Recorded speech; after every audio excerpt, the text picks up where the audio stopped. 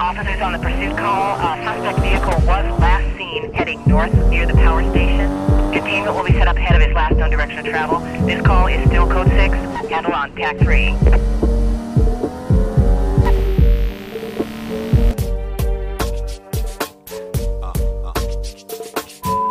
We're going to be doing something on the engine.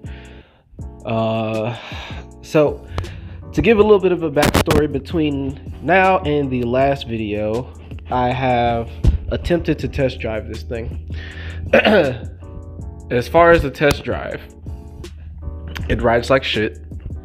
From the last video, I kind of already told about the coilovers. The rear differential in this car is welded, and it's not a drift build, so I hate it. I would rather go back to stock. So if I do find a stock S14 differential, I'll probably take that welded one out and sell it.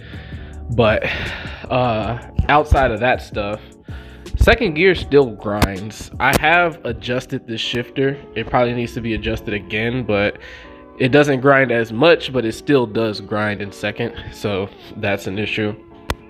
But outside of that, it made it 3 blocks to a gas station down the street, and I really just brought it out there so that I can put gas in the car and drive back and shake down everything. Brought it out there, cut it off to put gas in it, and then it didn't want to start anymore. It just refused to start. Bought some starter fluid, sprayed it in the intake, confirmed that it is spark related. So that's why it's kind of taken apart here. You can see I grounded out one of the coilovers, and I have my camera set up to record when I was cranking it. What I think happened, because I towed it, I used my daily to like tow it back to the garage, and I let it sit for a day, came back, tried to start it, and it started right up like it always does. What I think happened is the culprit cam angle sensor. If you are not new to RBs, you already know how delicate these sensors are. It's very easy for them to miss timing, misread, and they can also get heat soaked, which is something that I think happened with mine. I think that as soon as the engine got warm, this got heat soaked, and then it didn't want to output any signal because the ECU wasn't firing the coils at the time that it wasn't trying to start. So it was warm, wasn't starting. I brought it back, took off the ignition, all that stuff, and it still wasn't firing the ignition when you tried to start it. But if I had commanded the ECU to fire, this is cylinder 1's coil, it would fire it, and then the ECU is set to clear out all the cylinders, so it'll fire all ignition coils when you put it in the on position one time. So it was doing that, and then when I commanded it on for the cylinder 1, it was doing that as well, which shows that all the wiring and stuff like that worked. I had checked over it, nothing was leaking, nothing came loose. It's just it stopped getting signal. So my solution, we're gonna get rid of the factory cam angle sensor, and we're gonna upgrade. So if you haven't looked at the title, I ordered a PRP, or Platinum Racing Products, trigger kit. It upgrades the factory cam angle sensor, and it makes it into a cam and crank angle sensor that's definitely not nearly as delicate as this one is, and it's a little bit more precise. So I got the racing version, which is the one that comes with 2 separate ones. They have it in different stages depending on what you're trying to do. You can get one that just replaces this sensor up top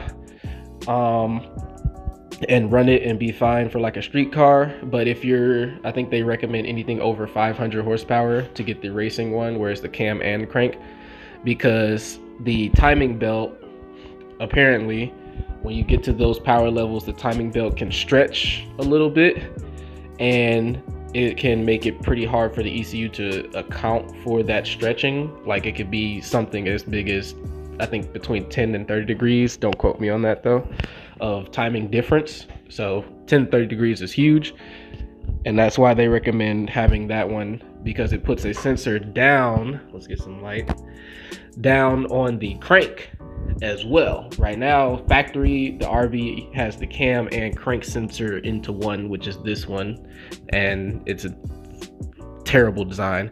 But the PRP kit, and honestly any trigger kit or majority of the trigger kits that you can buy for the RVs have a cam replacement, and then they add a crank going forward. So that's what we're going to be doing.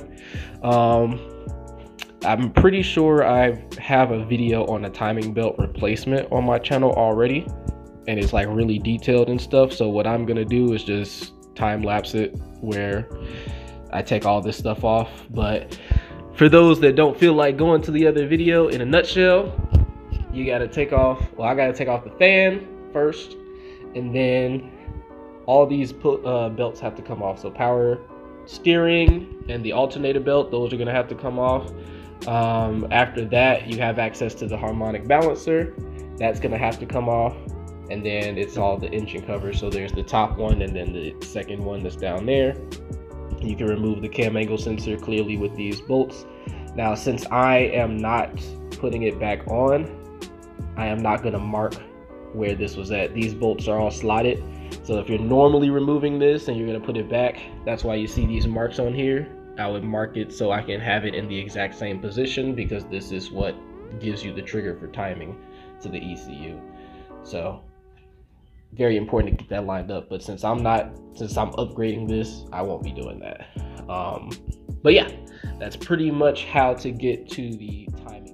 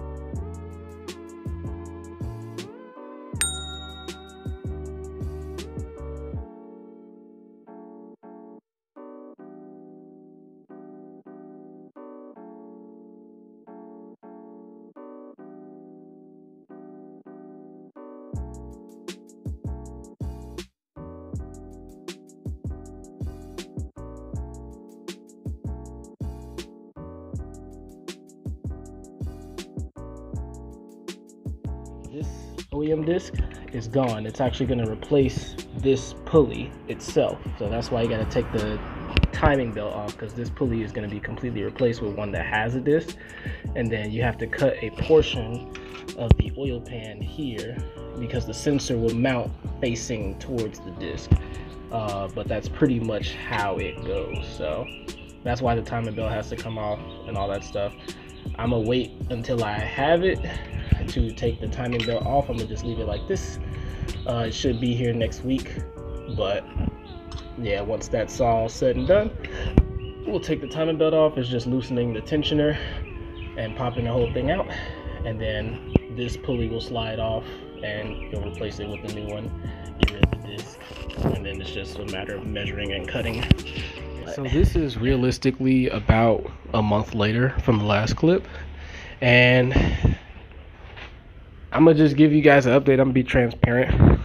For people that follow the channel faithfully, I guess, would know that I don't always have the best luck. Right now, I'm on one of those down spirals with the luck. So this is a PRP trigger kit. I obviously have it. That's fine. This is the kit that I ordered over a month ago. And I would have had this video out way sooner. The car would have been back up running way sooner, but there was a delay in this process, and that is because my package was stolen. Now, I'm not going to make this a long rant, but I work in customer service areas for the longest time. I know what it's like to deal with customers. I know what it's like for people to complain and all that stuff. So bought it, paid for it, package was sent for delivery, and it came out within, I think, a week or maybe less than a week. It was delivered to my doorstep. Now, this is the part that's my fault. I saw the tracking, and this is DHL delivery, by the way. I saw the tracking for the delivery, and it was being dropped off to my doorstep while I was maybe about 40 minutes away from home, and I was actively heading home. So me knowing that they're about to deliver it and I'm not going to be there for another 40 minutes, and I need to have this package so I can get the car back running so I can try to set it up for tuning stuff, I went on DHL and I set for a no signature delivery so they could just drop it off at the doorstep. I can pick it up in the 40 minutes that it took me to get home, and then I can start installing it. So that's my mistake. Once I did that, I came home. There was no package that was delivered on my doorstep. Everything was gone. So I called DHL, do everything with them. They say that because the delivery driver posted a picture of him holding the package near my garage, that it was delivered and they're not liable for anything. Because of that, Platinum Racing Products said that it was delivered and they're not liable for anything. Because of that, my credit card company said that it was delivered and they're not liable for anything. So I have now been put in a situation where I paid over $1,000 for this trigger kit. I have nothing, and the money's just gone. So I wasn't too happy about that. Now, when I went to Platinum Racing Products, because in my opinion, I feel like the delivery driver stole it. You know how if you ship things, you can give them the estimated value for insurance purposes. I feel like Platinum Racing Products put the estimated value of over $1,000 in that box, and then the driver saw that it was a no sign delivery, and they just pocketed it because the picture on the website was literally them holding it in their hands, not it sitting at my doorstep. So I went to Platinum Racing Products. I told them the situation. I told them I'm just trying to see if anything can be done about it. I'm not expecting much. I would much rather have the product than a refund, so on and so forth. Platinum Racing Products got back at me. They said nothing could be done, but if I wanted to buy another one, I can get a discount possibly. So I took it at that and I left it alone. And then I went back to DHL, who continued to deny it, and I went back with my credit card company, who continued to deny it. Ultimately, I made a post on Facebook. Some of you may have seen it, where I didn't bash anybody. I just said, hey, I only know about 2 companies that make trigger kits, and since my package got stolen and nobody wants to do anything for the one I bought from PRP, I'm just looking to get it from a different company going forward. What are the recommendations? But that post blew up. People started saying things. People started saying other things and all that stuff. I didn't accuse anybody of not wanting to help. I didn't say they were entitled to help or anything like that. I reached out to Platinum Racing Products. They told me nothing can be done. My credit card company told me nothing could be done. DHL told me nothing can be done. So in the post, I said, nobody wants to do anything. So that post blew up. Ultimately, I was able to get Platinum Racing Products to send out a replacement for free. And now I have it. I set this one up for pickup at a facility. So all is good with that, but some people might have seen it, some people might not. It is what it is, but that's the main reason why this took so long. So I got to this point in the install where I was about to start, I got the car all the way to this point because I ordered a cam and crank trigger kit. And after I put this bracket on, I was about to slide the timing belt off to put on the replacement crank pulley that comes with the Platinum Racing Products kit. But then I looked, and I don't have that. And then I looked again, and this is a different bracket than the one I originally ordered. So I started piecing it together, on top of the fact that I don't have the bracket to bolt the crank sensor to the actual oil pan. It kind of bolts to those 2 bolts down there. So I don't even have the bracket to hold the sensor, let alone the actual pulley itself. What I think ended up happening is, I think they sent me the wrong kit with the right color combination. And that sucks. I'm not mad about it because steps were taken, it probably was just like a simple mistake that somebody made at some point along the way. But it does kind of suck, because that now means that I'm probably going to have to pack all this up, mail it back to Platinum Racing Products, and then wait for another package to come. And in that process, this car is probably going to sit non-running for another month. Also want to clarify for some people, because you have to do this nowadays, that might not have figured it out, but the reason why this is so big of an issue is because obviously this is a one-man build. I'm a regular person. I work a regular job. I make regular money. So when things get put on hold, things get put on hold for a while. One small thing like this can hold up the process for a long time. It's already been about a month. It probably will be about 2 months. And these kits are not cheap. I'm not sponsored. I don't make any money from YouTube. So when I work to save up $1,000+ to buy a kit, the package gets stolen. That's disheartening. Then I get the second, delivery of it, and it turns out to be wrong. That's disheartening. So nothing towards Platinum Racing Products. They are trying. I have no issue with them whatsoever. It's just, from an emotional standpoint, it's like, oh my gosh, we're here again. Now we gotta, start from kind of square one.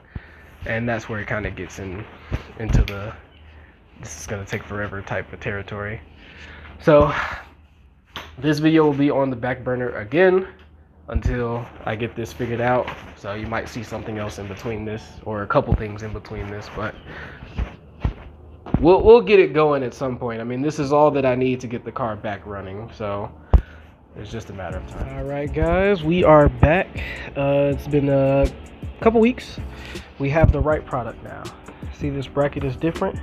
This piece is for the cam angle sensor. This is for the crank, and this is the crank pulley that I had noticed I was missing. This is also the bracket for it and the sensor for it.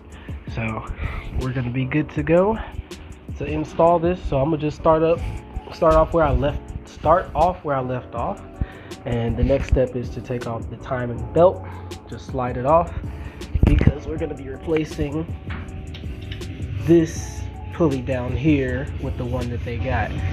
Also, we'll be installing the bracket to those bolts over here, and we're gonna have to shave off a little bit of this lip for the sensor to actually get close. So that'll be the install of the bottom sensor, so that I can get that going. But yeah, as far as the timing belt, it's really just, I mean, you can pull it off like this, but if you want to make it easier, you could just loosen the tensioner so that you could just pull it off that way. This gear just slides off as well, so that'll be that. All right, so that is the pulley on. I used the factory washer that's behind it just because it was easier to get that on. They do include one. They call it the Platinum Racing Products hardened washer or something like that, but I found it too hard to get on. The clearance on this is really tight, which is why I had to use assembly lube to get it on. If you can get it on, go ahead. If not, I don't really see that much of a difference. The next step is these two bolts. I'll drop an arrow.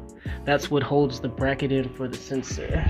So if I pull this out, the bracket is right here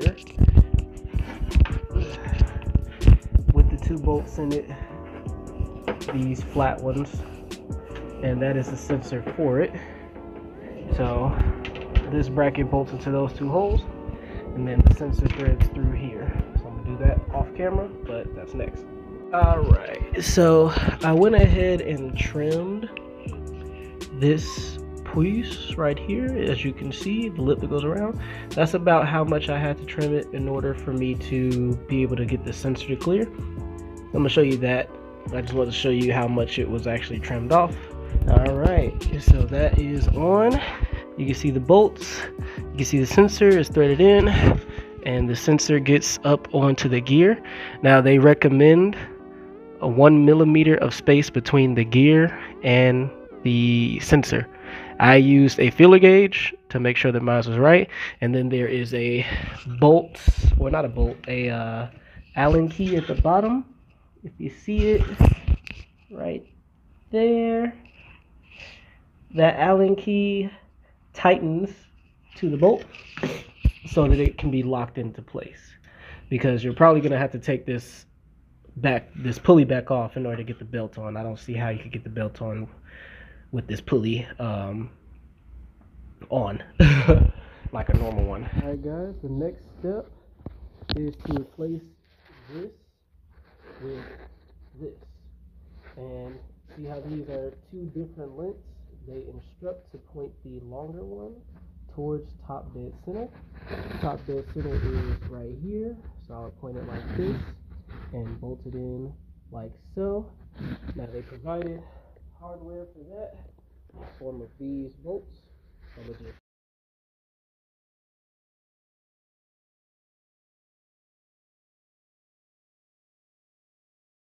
So the next step is to install basically this assembly. So you got the bracket, the small black sensor, there's a small nut that goes on there, and then the bolts. And it pretty much just bolts up. When you're done, it'll look something like this. Now the gap, so you can adjust this bracket so that it is on, the sensor is on top of that piece in there, the one that we pointed towards top dead center. Now the gap between there, they recommend 0.5 to 0.8 millimeters, and then you lock it down with the nut. You can put the nut on the outside or the inside. They say that the inside looks cleaner, the outside is easier to adjust. I like ease, outside for me. But that's how that one goes. And that's pretty much the hard install. Really the rest of it is all wiring. One thing I'm having an issue with outside of the kit, well, I guess it's still related to the kit, is the pulley down there. Everything is on, all the sensors are gapped and calibrated and all that stuff, but this fits so tight that I'm not able to pull it off, and I can't get nothing behind there to pull it off. So I'm trying to figure out how to get that off to put the belt back on. But that's probably just a matter of figuring that out. What I really came to tell you guys about was for your wiring. So this is my stock cam angle sensor for the Neo. This is a wiring specialties harness. The wiring specialties harness uses the same pinouts for the Neo, so if you still have the stock engine harness, this will still work as long as you look at it in this order. For this one, since wiring specialties provides a actual pinout diagram for their kits, it's pretty easy to decipher. Black is ground, white is power. I believe red is the crank signal and green is the cam signal. So when you wire these in, there's one wire for power, one wire for ground, and one wire for signal. And that'll be the same for these down here, power, ground, and signal. This will obviously, I'm not sure which color is the signal one yet, but the signal one for the crank obviously is going to replace the crank on that. The signal one for the cam obviously is going to replace the cam for that. And then the power and grounds will be wired in together. So you'll put them in, they'll split into both of these, and then you'll be good to go. Best way to do it is to have a plug for the back of this. Now I don't know if somebody makes a plug for the back of this, but if they do, I'll probably get that just so that it can still be a quick disconnect, because I could cut it here and just wire them in, but I'd rather it stay something that I can click on, click off, you know, that type of thing. Just struggling to get the timing belt back on. We are good. The next step is wiring, of course. So they give you all the materials to make this loom: the connector, the wire, the sheath, and this piece. They give it to you twice, but what I'm gonna end up doing, so wiring works a little bit different with them. For these sensors, the pinout that they have, this tan one is power, the blue one is ground, and black is the input. So green on this is the cam sensor signal, So this black wire would connect to the green wire. White is power, that would connect to the tan one. And black, like normal, is ground, that would connect to this blue one. What I'm going to do for simplification purposes is I'm going to bridge or split the power and ground here, and that'll go straight into the these two wires down here. That way I don't have to wire into connectors for that specifically. And then the last one will be the sensor wire for the crank signal.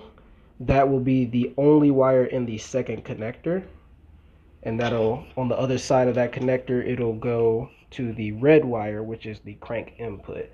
It'll make more sense when you see it put together, but I just wanted to explain it before I did it. All right, this is what I came up with. It's not the cleanest, but it should work. So both of them are tied in here. I just got the sleeving on here, but I used a connector that I had from the harness that I had both sides to, and I went ahead and just wired it in. The same wires on this side go to these, and the cam and crank trigger sensors or sensor wires are matched up with what was already on the wiring specialties one. I just switched the plug on this side and then made the adapter on this side, split power and ground so it goes to both of them, and that's it. But it still is connectable plug and play type of thing. So we'll see if that works. The next thing, in order to tighten that, this is to rotate the engine twice by hand, and it'll torque itself down. So now it's really just the reassembly period. There's nothing else for me to install with this kit. If you're better at using these than I am, because I built them and tried to connect them but they just weren't connecting, I probably did it wrong, you can use those. I wasn't able to make it happen, so I made my own. But yeah, so I'm gonna reassemble everything and we'll see what it looks like after. All right, so we got it back on the ground. Everything is installed or reinstalled. I do have to put coolant back into the radiator, and I do have to add oil because I did make a mount for the catch can, that piece on the side, so now it's solid instead of just hanging there. But the main thing is the next step for the trigger kit is to actually test timing. So we got everything back together. I went ahead and went clear for the timing cover because, I mean, I spent like $1,000 on that. I'm gonna show it off. Plus the finish is nice. So, and I got the HKS belt. The only thing I'm missing is cam gears, and then it'll be a full nice looking setup.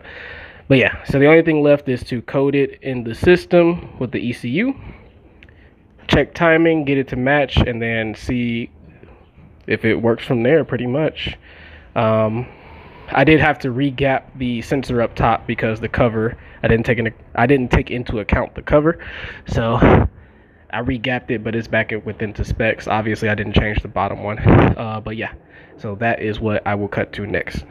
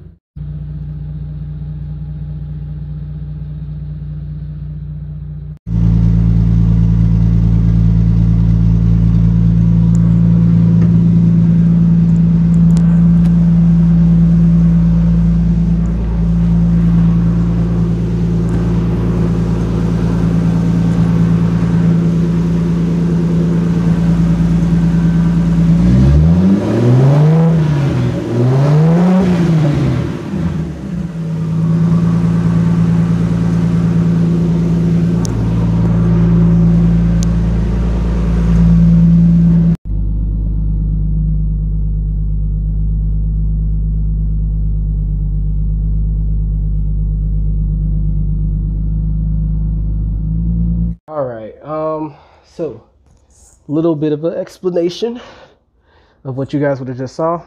I didn't want to record too much because I was actively communicating back and forth with kinda my tuner, but not necessarily my tuner, because for the most part, when it comes to my car, I have somebody all the way in Australia And for those that are cultured, you know that the Australians are crazy when it comes to the RB engine, and they are unhandedly the king of the RB is in Australia. Like, they do stuff with these that I'm never planning on doing, but hey, they know what they're doing. So the guy that sets up and configures my car is from Australia. He's a reputable tuner known in Australia, so on and so forth. But after you get the trigger kit set up, if you're not ECU savvy yourself to set it up, then definitely take the car to somebody, or have somebody that you know reputable remote log in to your ECU if it's capable of that, and configure the trigger kit, because you can install it, but if you don't configure it, it's not going to work. Just for shits and giggles, when I first, because it was already set off of the OEM cam angle sensor, when I first installed this, I just tried to start it for a little bit to see if it would start right up like it normally did, and it did not. It has to be configured. So that's what you would have just saw, him doing all that, but it is configured now, it is running, it's running smoothly, so on and so forth. And that's pretty much all there is to it. That's the final step. Now I have a short, or not a short, I have a loose connection somewhere in here in the connector I made, because when I was messing with it, this connector was under the throttle cable. I went to open the throttle a little bit, my hand slipped, bumped into that connector, car cut off. And it was as if somebody shut it off, not a stutter and die thing. Did some diagnosis, found out that the ignition wasn't being triggered anymore, messed with this, and it starts right back up again. So I'm gonna redo this off camera to fix that problem. There's a loose connection somewhere in there on the signal wires, but that's really it. Outside of that, overall, at least as of right now, I'm satisfied with what I got. I just got to clean that up and then keep it pushing. And then I got to do all the extra stuff like filling the radiator back up, adding more oil, because I've messed with the the oil cooler. So do that stuff to get it back up 100%. And then I have some upgrades. Now I don't know if I'm gonna make a video on this, because it's just the intercooler install, and I like to make my videos kind of full of content, not necessarily a 5-minute video of unplug this, put this back in, and you're good. But we got a solid intercooler upgrade, and in addition to that, it came with some authentic HKS dual sequential blow-off valves. Now I don't know if I'm gonna run these. As of right now, I don't have a blow-off valve set up, but I mean, it came with it for free, so I might not. I'll think about it. But I know this was a long one, guys. Thanks for sticking through it with me. It was a long one on my end. This video took months to make because of all the delays and stuff. So all I got left is like, comment, subscribe, follow the build, and until next time.